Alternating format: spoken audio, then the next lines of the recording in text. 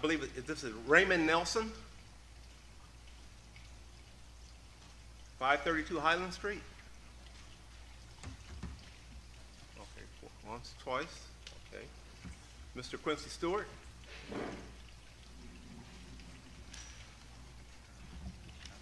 There is much to address in this city of ours, and for some of us who were born and raised here, especially those of my age cohort, we have been privy to see enormous change over the decades, only to devote to this point where in 1971, when I was part of the desegregation of Pontiac schools as a teen, with enormous unrest, bus bombings, the National Guard rolling Humvees down Huron, Judge Damon Keith, Bill Waterman, and others as key figures in disrupting the status quo to where we are today. No longer under de facto segregation, we now see the very community that these aforementioned figures fought for to now be under de jure segregation among ourselves. To see this grotesque absurdity, the human three-ring circus that we see every week here, buttresses the fact that black faces in high places don't necessarily equate to progress. Dr. King and Malcolm X were critical of both the white liberal and also the black politician. Under the guise of a darker hue, many of these elected officials rely on parochialism and the naivety of their electorate to vote and support candidates on name recognition, community pedigree, flash, pizzazz, bling, fake activism, and shallow oratory to get elected, and then once in office, run the same game that anybody minus that darker hue would do. Accordingly, if any of us departs that groupthink and begins to analyze anyone or anything beyond the stifling mindset of the status quo, we are selling out or not down.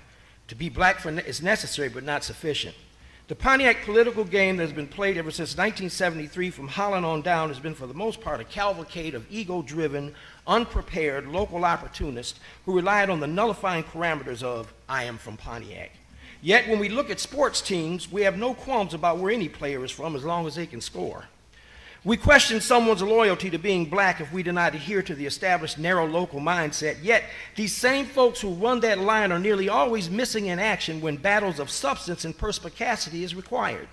They cower and run in real fights and opt for safe struggles to look good to the uneducated public in much the same manner that a mediocre boxer does to build a big record against even lesser fighters than he, you know, the bum of the month club, as it were.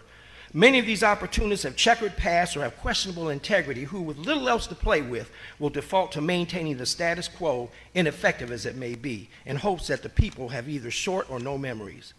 In conclusion, what I have seen for years is a gaggle of half-rehearsed opportunists and quislings who severely lack integrity and insufficient understanding of hit-the-ground-running know-how to provide basic services, let alone effective manage big deals for the betterment of the people.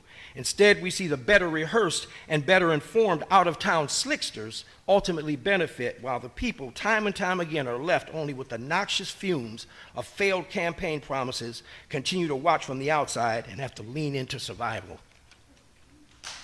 Thank you. Mr. President, James here. Can I ask him two questions?